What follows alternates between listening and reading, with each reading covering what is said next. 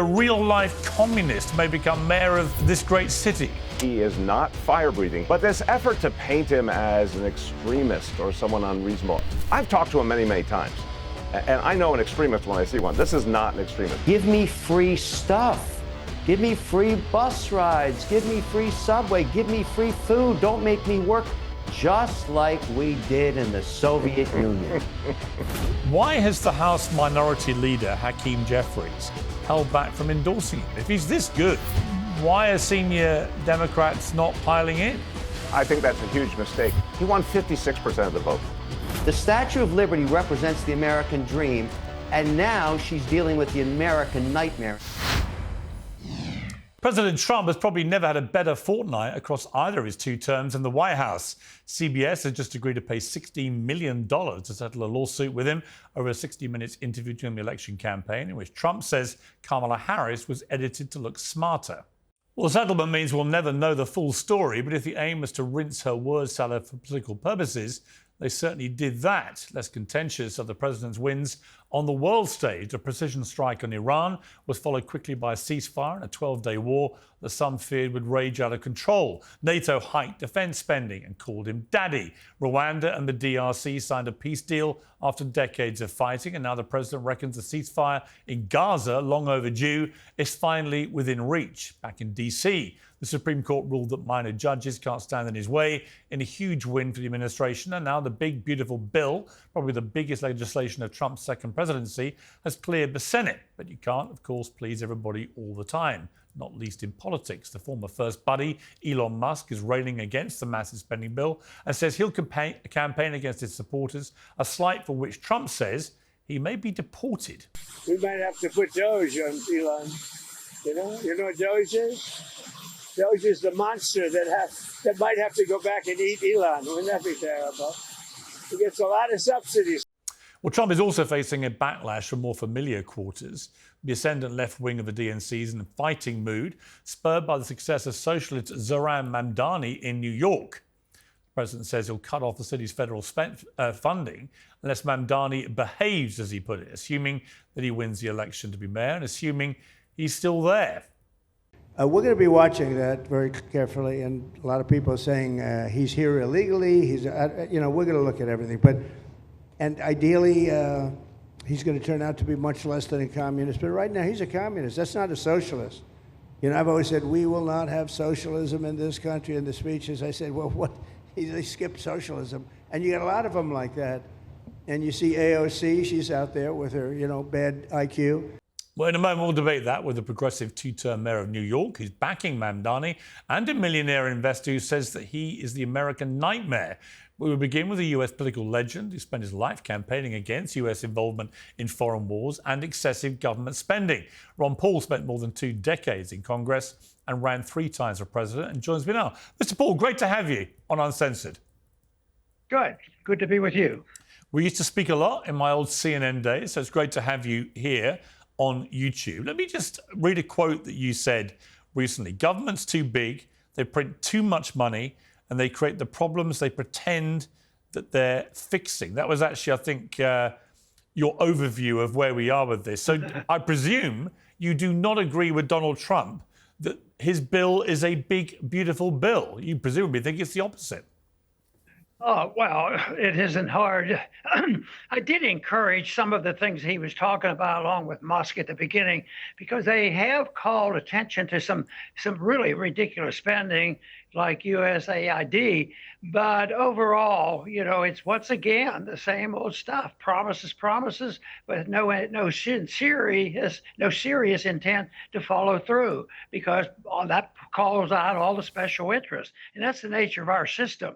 I see that as a consequence of pure democracy. Democracy means you can gang up on the minority and make the minority pay for all this. And I think that's what happened. There's a lot of gangs out there. It isn't one group wanting to change it and add on to it. You put them all together, then you have the dictatorship of the majority, and our country's getting poorer by the day, and we no longer can afford it. And that's why this is getting more and more difficult. And even if they come up with another vote, it's not going to last. And how are they going to pay for it? They might say, well, It's been suggested that the national debt's going to increase by $5 trillion. Well, someday you have to deal with it. But I think we're already, people used to say, and I would say it too, you're just passing it on to the kids. No, the kids of today, they're the ones who are already suffering. The lower middle income class, they start to pay the bills. That's the tax, the inflation tax. So it's the payment is here already, and you don't have to wait. It's just going to get a lot worse, which is going to incentivize those who want to resort to violence. Elon Musk was clearly, joined at the hip with Trump in the run-up to the election and for a few months afterwards. He has come out and attacked this bill in pretty savage fashion. He thinks it's going to add trillions of dollars to the American debt, which is already, in his eyes, unsustainable. It may lead to America going bankrupt. Trump, in return, says that he believes what it will do is stimulate the economy and that there will be economic growth, and therefore all the apocalyptic warnings about the increase to the debt will be overtaken and consumed by the growth. What do you say to that argument? Well, it's been around for a long time. It never really pays the bills. It might work here and there when you cut taxes and then there's more people working and there's more tax income. But overall, it does not solve the problem. Even the first person to really try this, and he got a lot of credit for it. It wasn't magic, even though it didn't have a long time to exist. And that was the Kennedy taxes. And he says, we'll pay for it. We're going to stimulate the economy. And it may work for a month or two or a year, but it's not the answer to the damage done by the spending of money, because they never cut spending. And the deficit, just look at those curves, exponential. It used to be a slight curve to it. Now it's a straight line. And that means that they have no control whatsoever. All they have is control of more deception, because they have to continue to fool the people to go along with this. And I think the conditions are so bad that eventually it overwhelms. There were bits and number of people who resented the COVID epidemic and the ridiculousness of that. And yet there was just a few put the doctors in jail and a few others for speaking the truth. And then eventually more and more people started to realize it. Now people are realizing a lot of people died because the government became the doctor and they made a lot of mistakes. And that's the way it is with tax cuts and things like that. It's tinkering, it's mismanagement, it's central economic planning, and they can talk individual groups into it. Well, we'll give you this. So the people that held out the longest wanted their item. It might have only been for their state.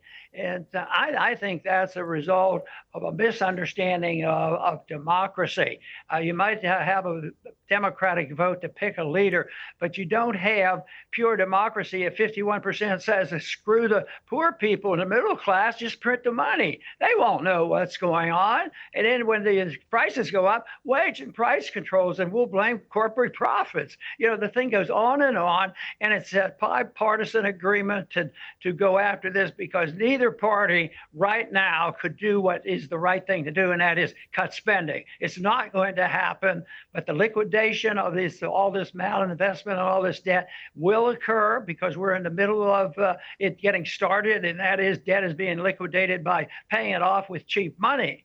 People say, well, let's get a mortgage now and we'll pay it off this kind of money. And that's what the government likes the inflation, because they can just print the money, and the real debt in a way goes down when they do that, but it caused economic chaos, a lot of anger. I think the biggest threat is the breakout of violence, because the wealth distribution becomes so unfair. And that people should be concerned about. But they come up with it and say, well, you're right. That's capitalism is terrible. What you need is socialism. We'll do a much better job of distributing the wealth. See, that's the consequence, and that's coming out of our educational system.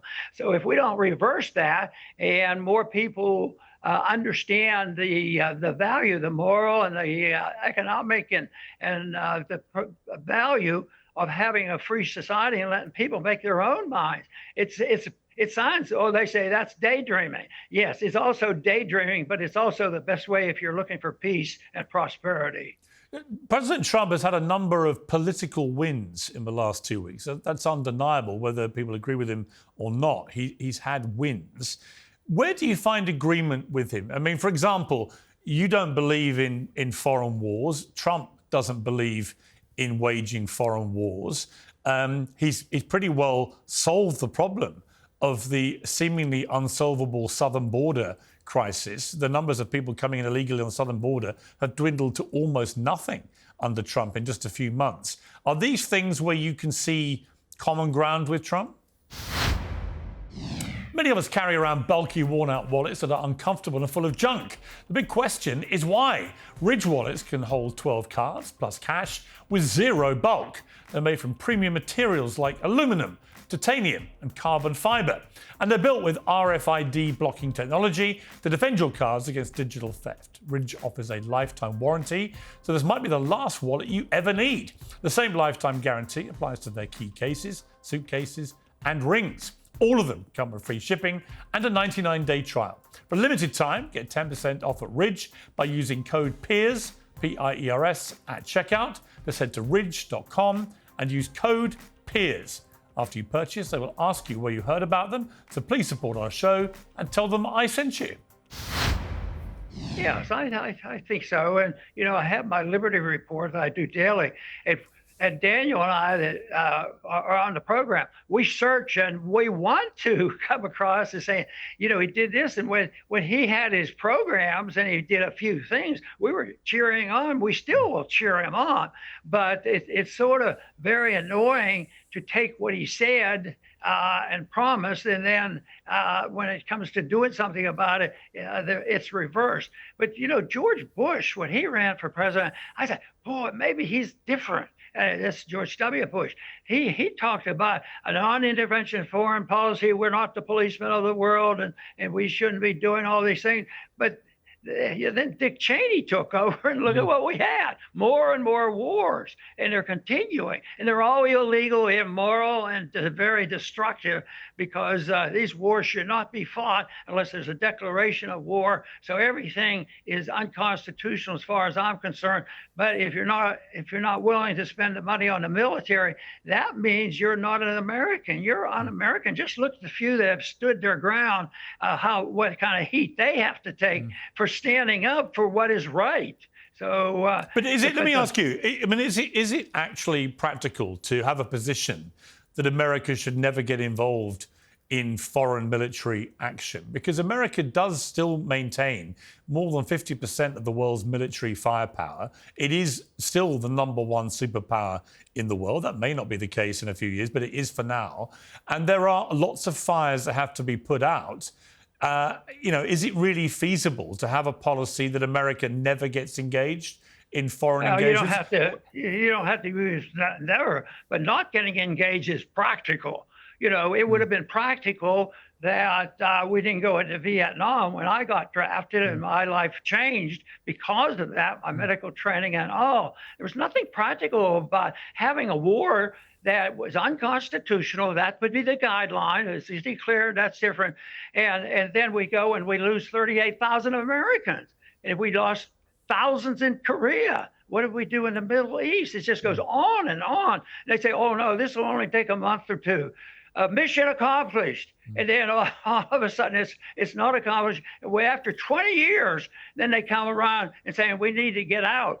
That is what is impractical. But putting out fires, yes, that is probably going to be around for a while, and there will be some interest.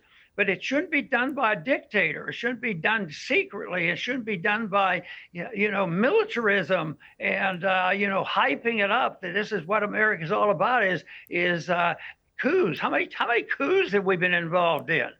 We have overtaken. Matter of fact, the whole thing in Iran started in 1953.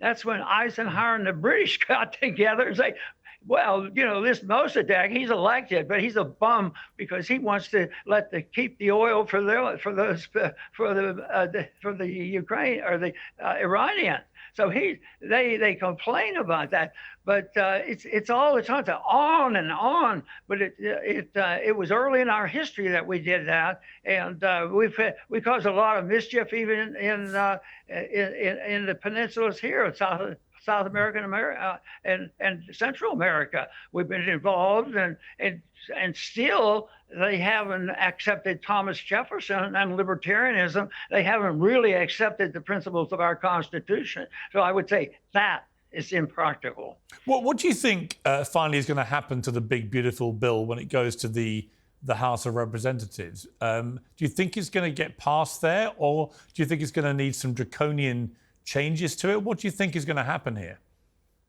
Something will pass, and if they can't get passed by getting it changed because they're running out of time, I think what they'll do is they'll come up with, sorry, folks, we couldn't quite do it, but we're going to give a 30-day reprieve. We're just going to have a continuing resolution so everybody feels like, we're not bankrupt. They're still sending us money because the printing presses were just, turned on. So it could be that, a continuing resolution and just limping along, or they could come up with more agreements at the last minute.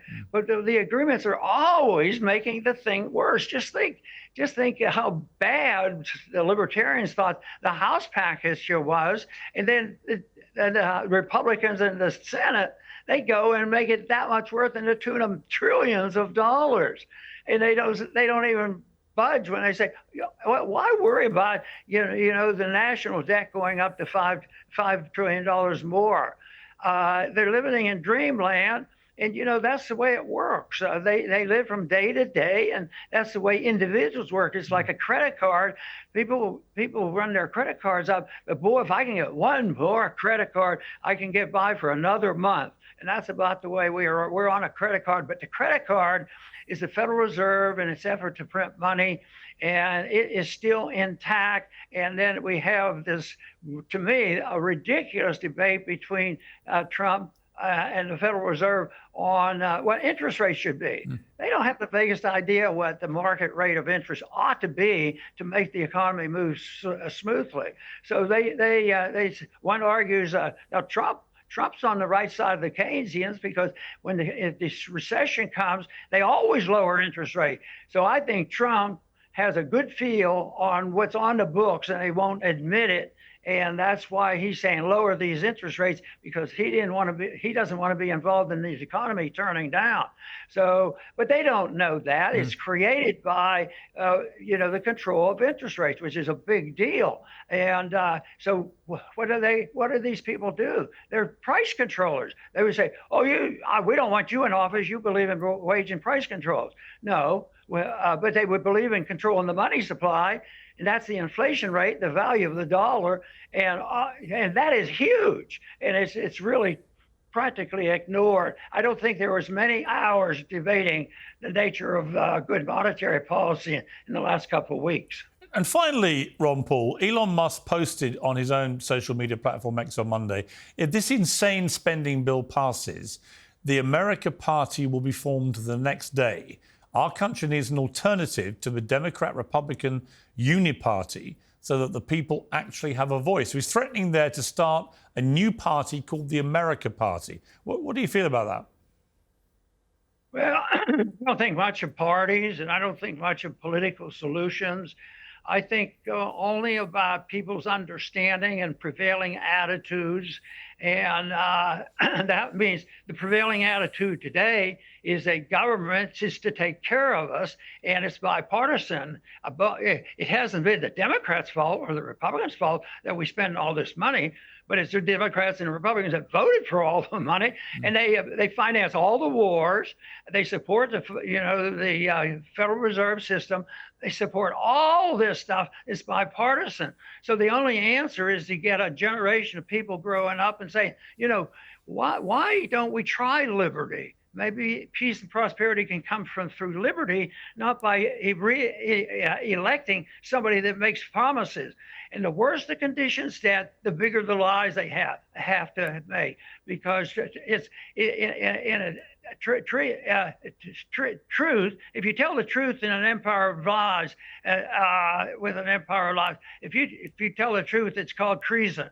And that's why people who stand out now, 1, 2, 3, 4, 5, bucket, and are really telling the truth, and the people don't want to hear the truth, and the politicians can't stand it because they're exposed, and not only do they feel helpless, they're totally embarrassed too. And then they come up with, well, I'll just get more money for my group, and then everybody will be happy. So they wheel and deal, and it's for sale through an auction that goes on by buying and selling in these elections. And right now, I don't see anything coming of this soon. I think you'd have to go back 150 years to decide when did we leave the concept of freedom and justice and sound money? Well, 1971 was a day we really knew what was happening, a day that woke me up to the point where things are going to go downhill, and gold was $35 an ounce, and now it's $3,300 an ounce, because we're going to do it, and it's going to be a lot higher than that at the rate we're doing, because there's no brakes put on this, because politically the people won't accept it. Ron Paul, brilliant to have you on Uncensored. Thank you very much. Good. Nice to be with you. Tax day has passed, but for millions of Americans, that's where the trouble begins. The IRS is now ramping up enforcement for those who missed the April deadline or still owe back taxes. Well, today's sponsor, Tax Network USA, can still help. If your books are a mess, if you're self-employed, or if you're a business owner, Tax Network USA specializes in cleaning up financial chaos and getting you back on track quickly. They say the IRS is applying enforcement pressure at levels they've never seen before. But even after the deadline, it's not too late to take control. The consultation is completely free. Acting now could stop penalties, threatening letters, and surprise levies before they escalate. Call 1-800-958-1000 or visit tnusa.com/peers. That's tnusa.com/peers. Let Tax Network USA make the next move, not the IRS. Well, in a moment, Kevin O'Leary will join the debate, but first making his Uncensored debut is former Democrat Mayor of New York City, Bill de Blasio. Mr. Former Mayor, do I call you Mr. Mayor, former Mayor? How do you like to be addressed? It's all good, Piers. You can call me Bill. It's great. Now, look, I love New York. I go to New York a lot. I've lived in New York on and off over the last 20 years. What do you make of this furore surrounding as some put it, including Donald Trump, the looming possibility, if not probability, that a real-life communist may become mayor of this great city? Well, first of all, I think people should actually listen to what Zohran Mamdani is saying. The things he's talking about, I think you, as someone in the UK, would see as social democracy. You'd see it as very common in many countries of Europe. He's talking about things like making bus transportation affordable, because right now, too many people are struggling in the city and just can't make ends meet. You love New York. It's one of the most expensive places on earth. It is. So when he talks about free buses is an idea that is spreading all over the United States to get people onto mass transit, which is already heavily subsidized, as you know. He's talked about grocery stores. This has been a fascinating controversy. People are like, oh, he's going to socialize the groceries. No, he's not. What he's saying is we've actually seen supermarkets closing all over New York City. Their margins are too thin, especially in lower income and working class communities. So he's saying maybe the government can step in and provide a service. Of course, people will still have to buy food, but at an affordable rate. Rather than not having fresh produce and having a supermarket in their neighborhood, which is really not consistent with a civilized country. I mean, these are very straightforward ideas. Also, if you listen to him, he's a very intelligent person. He's a sophisticated person. He's a reasonable person. It's not accidental that one parent of his is a noted filmmaker, millionaire, and the other a noted academic. He is not fire-breathing. He has very strong views. He's a progressive, unquestionably. But this effort to paint him as an extremist or someone unreasonable, I've talked to him many, many times.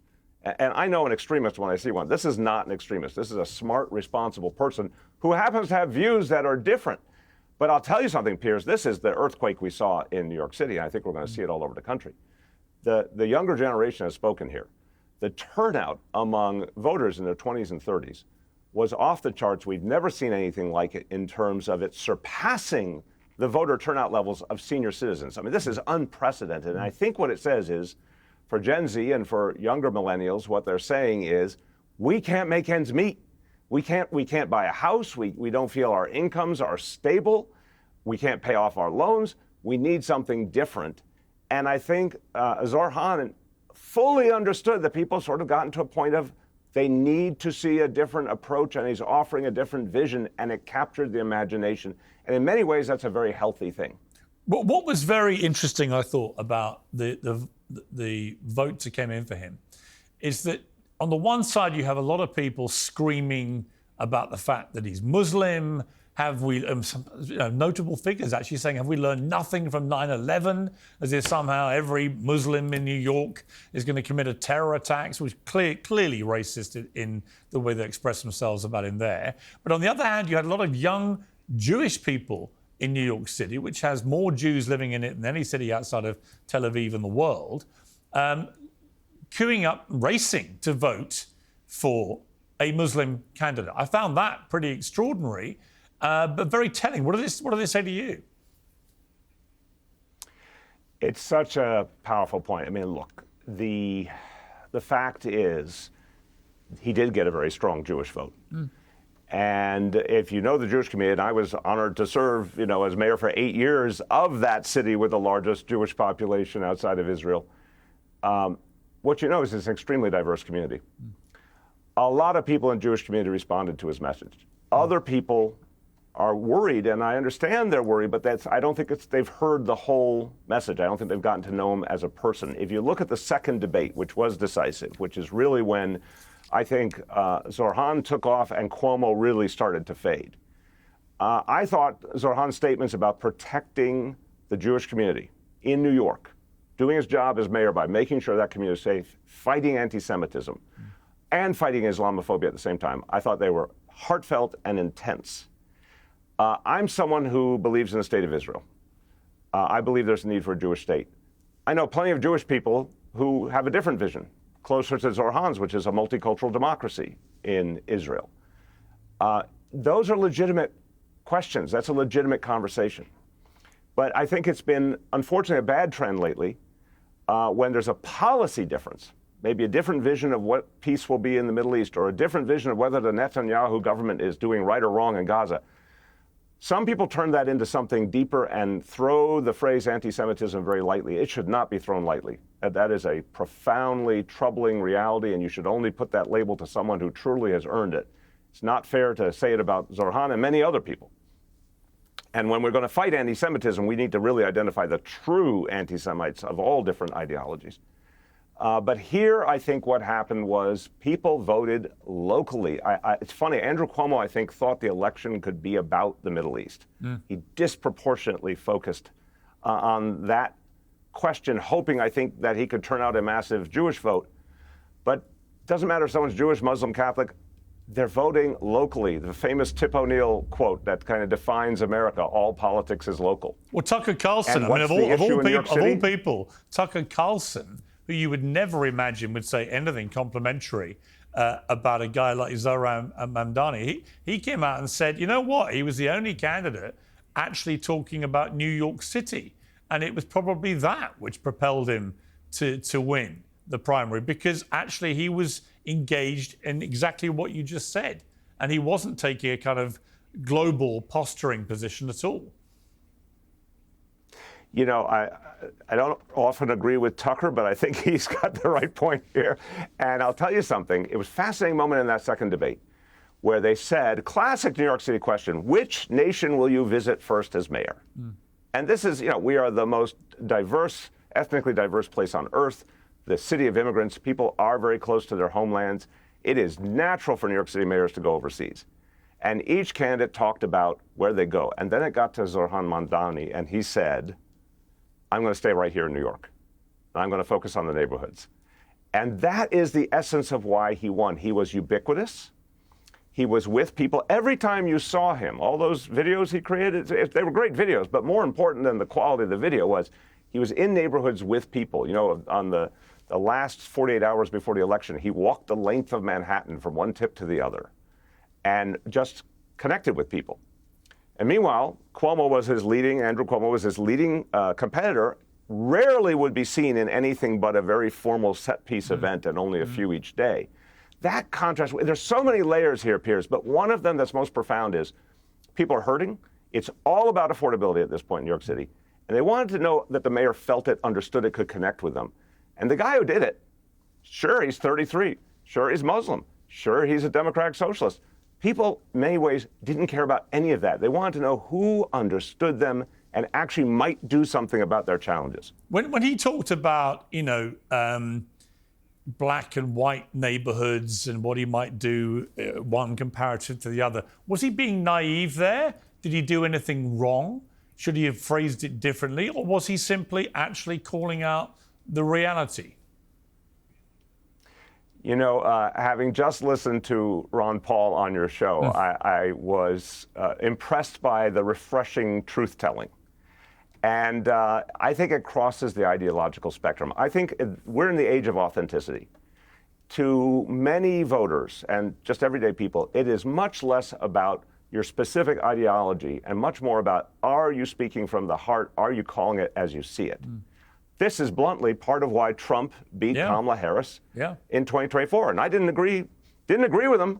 I don't think his message was necessarily sincere, but people heard him willing to say whatever came to mind. And he is authentic, unedited. Trump. I mean, I've known Trump a long time. He says what he thinks in the moment. Now, what he thinks may change from day to day, but there is a real unvarnished authenticity about him. And in a way, Mamdani does remind me a bit of Trump, but on the progressive left side. And it may be he's exactly what they've needed. Of course, the big question becomes, if this, as you say, has a ripple effect across America, can a progressive left Democrat national candidate actually beat, say, for argument's sake, another MAGA candidate, say it's J.D. Vance or whoever it may be in the next election?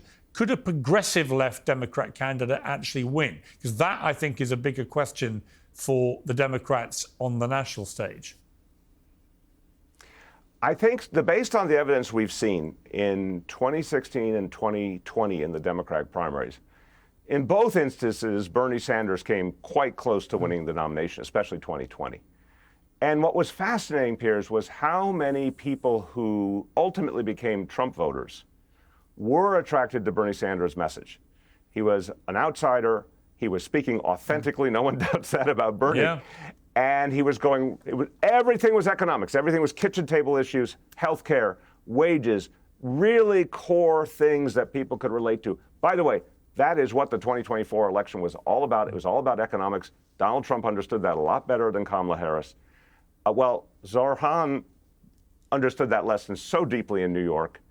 And the combination of the authenticity, the ubiquitousness, the focus, the relentless focus on economic issues, that could work for a national Democrat and actually could peel off some of those Trump Democrats. The fascinating thing, America well, fascinating reality, 5 elections. And there are a number of counties in America that did this. They did Obama, Trump, Biden, Trump. This is a fascinating phenomenon. Individual voters, but also counties that are crucial counties in swing states. That pattern over 5 elections. What does that tell you? It tells you that those voters could go either way. And what they're looking for is someone who gets what they're going through and is going to do something about it. I think this model could be persuasive on a national level, but only if the person who is the nominee is willing to be that unvarnished, speak from the heart, tell it like it is person, and sometimes say things that are not popular. To your earlier point, sometimes Zohran says something that no political consultant would ever approve of. But the public hears it as, he's willing to say the thing he actually thinks, and we may not even have to agree with it, but we don't think he's editing himself or spinning us. We think he's actually talking with us. Okay, well, joining us now to probably not agree with everything you've just said, is the chairman of O'Leary Ventures and Shark Tank star Kevin O'Leary. So, Kevin, I know you've just joined us. You may have missed some of the eulogy we heard there from former New York Mayor Bill de Blasio to Zohran Mamdani. But in a nutshell, this is the great hope that New York has been waiting for. The young in particular are energized by this dynamic young Muslim. He's not a communist. He's just a guy who cares about New York, and he's going to make their lives better with free buses and the rest of his agenda. Your thoughts? Well, I did hear his comments, and I respect them, but I, of course, don't agree with them at all. There's a reason that these young people in New York are despondent and looking for relief. New York is in economic collapse because of policies like these that were put in previously, and now even accelerated or magnified with what he's proposing. The problem New York has, just pragmatically speaking, what this mayor has is the states, this was put in place by the founding fathers, compete with each other for capital and ideas and tax rates and policy. And New York is at the bottom of the barrel on all of those. And so quietly, wealthy people who pay all the taxes are leaving New York and going to states like Tennessee, Florida, Texas. They still keep their residences in New York, but they only live there 6 months less a day by the billions of dollars, billions of dollars. And then developers like me, I'm just one, when we choose to put work or money to work, sovereign wealth funds, we quietly fly over New York. New York should be competing right now in AI because it has low-cost power behind Niagara Falls. But quietly, we don't put money there because of policy like this and politicians like this, because we can do it with much less risk in North Dakota, West Virginia, Virginia, Texas, Mississippi, Texas, you name it. So quietly, all this money by the billions is leaving. And so the only thing you can do to people who can't find meaningful jobs with politicians like him and AOC and all the rest of it is say, give me free stuff. Give me free bus rides. Give me free subway. Give me free food. Don't make me work. Just like we did in the Soviet Union and in North Korea. Well, we know how that ends very, very badly. And I think that's going to happen in New York, a slow decay of economic wealth. Okay, Bill de Blasio, apparently we're heading towards North Korea if this progressive socialist gets into power. I am not going to start learning Korean. Sorry, Piers. It's not coming our way. Here's the deal. Since the pandemic, you'll remember we were the epicenter of the pandemic in the United States.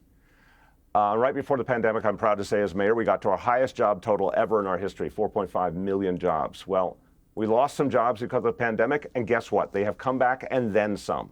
So I'm sorry that the facts are different than my colleague is saying. The fact is New York City is booming. We are producing new millionaires all the time. Now, I agree. I think in the spirit of Zohran, it's good to be truth-telling. Yeah, some people have left for Florida. That is a true statement. And some of that is philosophical for sure. But our economy is strong enough, and our history as being a center of entrepreneurship and creativity and unparalleled energy. If you're active in the global economy, you have to be in New York. That is a reality, and that's how businesses comport themselves. So I disagree that policies that would be common in Western Europe to make transportation affordable, to make sure people have supermarkets in their neighborhoods, we're only talking about trying to make sure basic human needs are met. That actually makes for a stronger city and a more sustainable city. We are the global capital of capitalism. That's not changing. But we have to be a place that people can afford. By the way, I talk to young professionals all the time. You know, I did free early childhood education, pre-K for all. And I talk to young professionals who say if it were not for that benefit, they would not be able to stay in New York and contribute to our economy and our growth. So people in the most expensive city in America, they do need some special supports. But what do they give back for those supports? They help us create an incredibly vibrant economy. Where are you going to find a single city with over 4.5 million jobs anyplace else? And so I just think this sky is falling mentality. We've heard it. We heard it after 9/11. We heard it after the recession. We heard it as COVID hit, that New York City was going to be over. And what are we going to do? But guess what? Property, look at rents, look at property values higher than ever. Doesn't that say something about how much people want to be here? Okay, Kevin. So Kevin, you're a doom monger, painting an apocalyptic picture, which many people have done over the years that never materializes. No. I'm not a doom monger. I'm just dealing with facts. What's the highest tax rate you can possibly get in the United States of America? New York City. Where is the lowest value for your taxes? New York City. And in terms of being the only place on earth where capital is flowing to, au contraire, mes amis, let's go to Abu Dhabi, let's go to Doha, let's go to London, England, let's go to Switzerland and Zurich, where all the competition's occurring. New York is not the only place you can put money to work. And look, I love New York City. I have family there. I choose not to live there. I choose not to pay taxes there. I choose to see the Rockettes.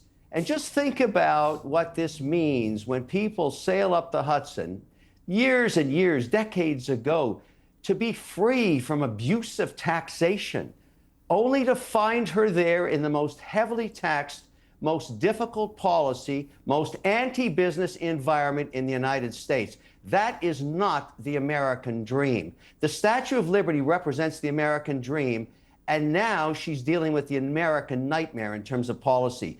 I am not the only person that feels this way. I am not a doom monger, but I'm saying watch out, New York. There's plenty of competition domestically in states like Texas and Florida, and internationally as we digitize the economy.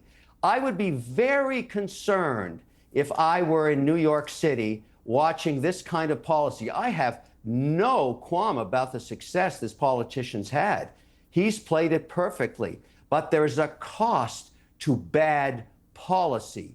I don't make money with politicians. I don't care. They come and go. This guy's going to be gone soon too. But the slow erosion of the competitiveness of New York State and New York City is evident to capital from all around the world. And I'm just one voice pointing it out.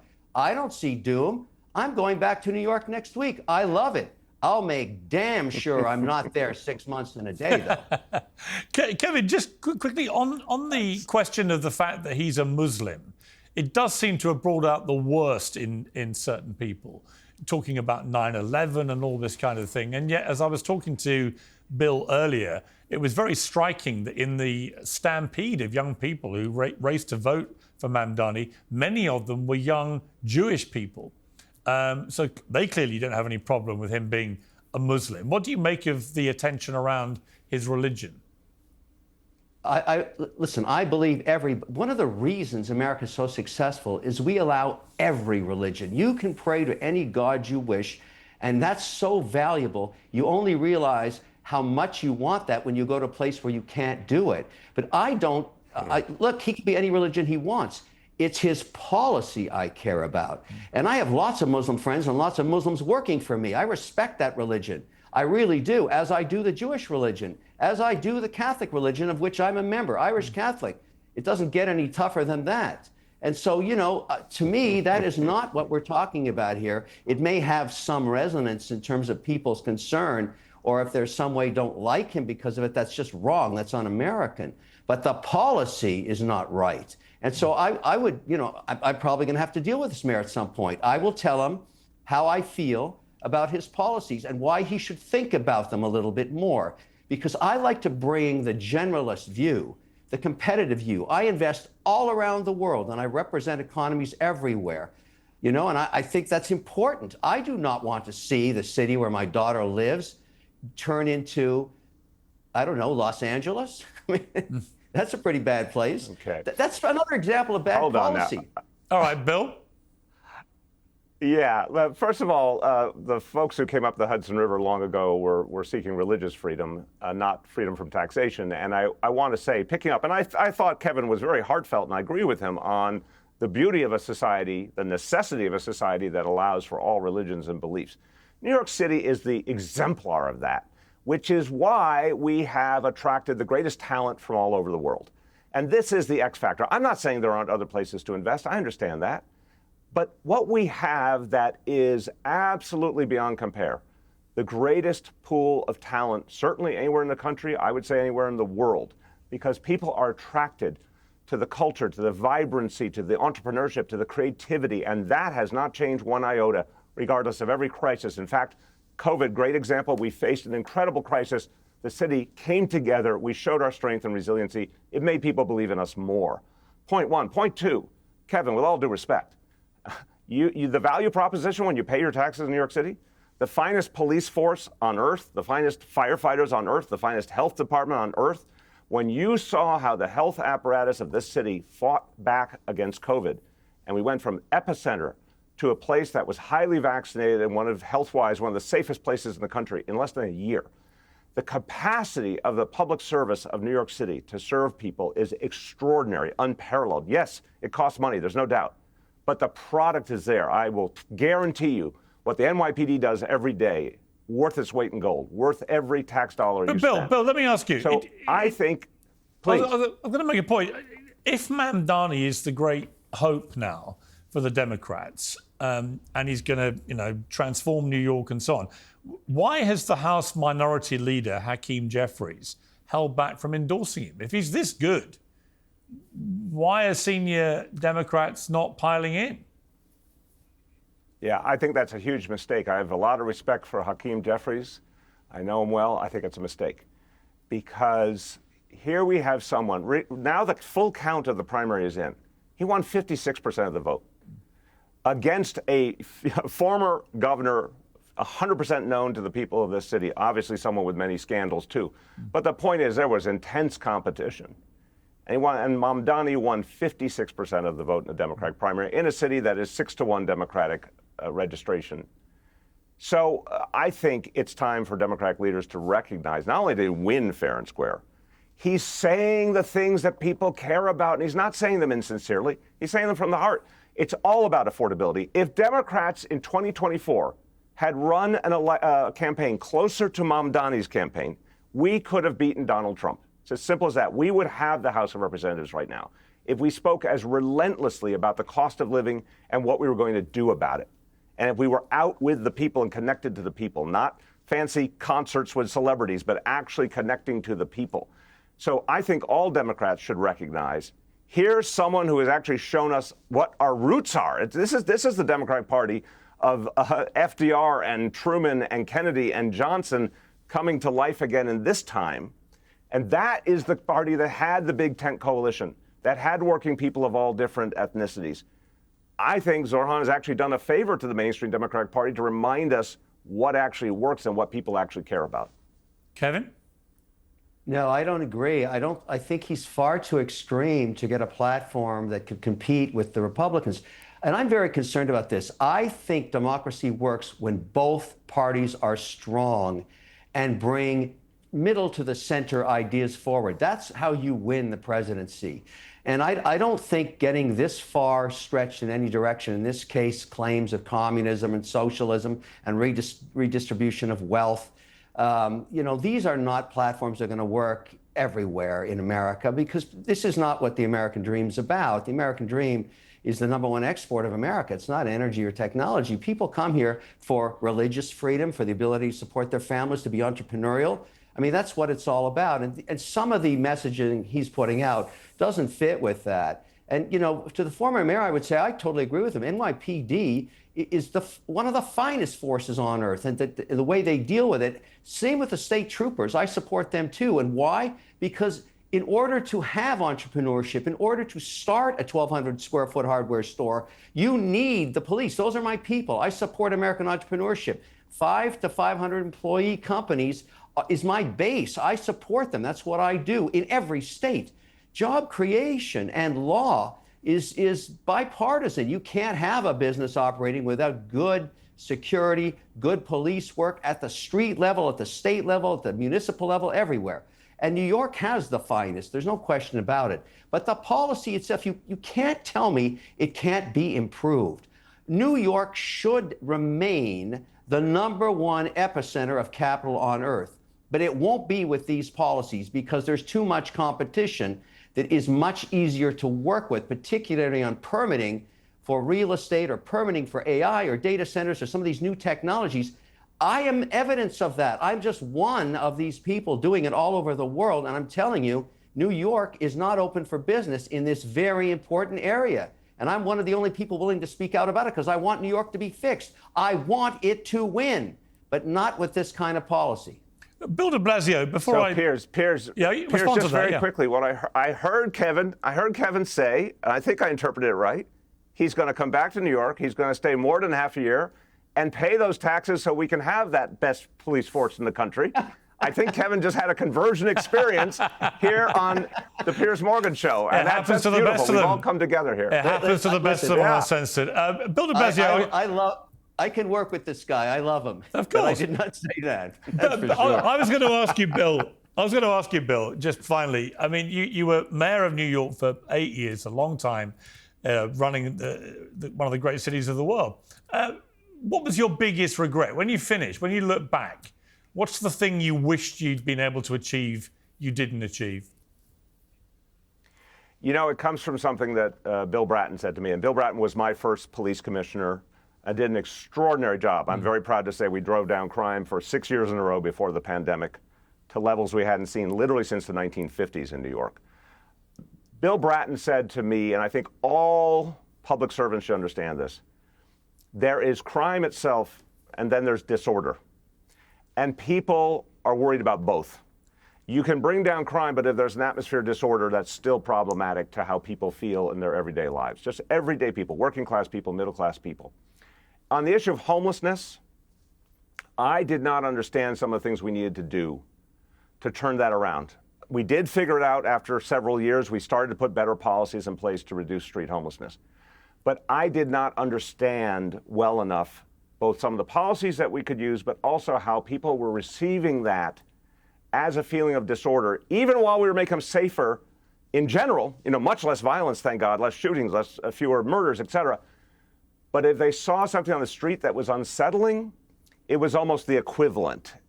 Now I understand that. I'm certainly going to counsel, when this election is over and a new mayor is chosen, I'm going to counsel that that feeling and that need to address both violence and concerns about disorder have to be front and center. Well said. Bill de Blasio, great to have you on Uncensored. Kevin, great to have you back on Uncensored. I really enjoyed that debate. Kevin, you always conduct your debates in such a civilized manner. I wish all my guests were like you. So thank you. Can I just add one comment? You want me to help solve the homelessness problem at affordable rates? You can't put rent control there. I would love to get a permit to build in New York. Nobody can, and they're certainly not going to do it with rent control proposed by this new mayor. That's policy. That's the problem right there, Mr. Mayor. So, deal with that. Very quick response. Kevin, come to New York City, join us, buy me dinner, and we'll have this discussion. I love that. Well, the good news is I can still afford it, and I'll do that. I'd love to talk to you. I want a piece of this dinner. Guys, thank you very much. I appreciate it. Thank you. Take care. Piers Morgan Uncensored is proudly independent. The only boss around here is me. If you enjoy our show, we ask for only one simple thing. Hit subscribe on YouTube and follow Piers Morgan Uncensored on Spotify and Apple Podcasts. And in return, we will continue our mission to inform, irritate, and entertain. And we'll do it all for free. Independent, uncensored media has never been more critical, and we couldn't do it without you.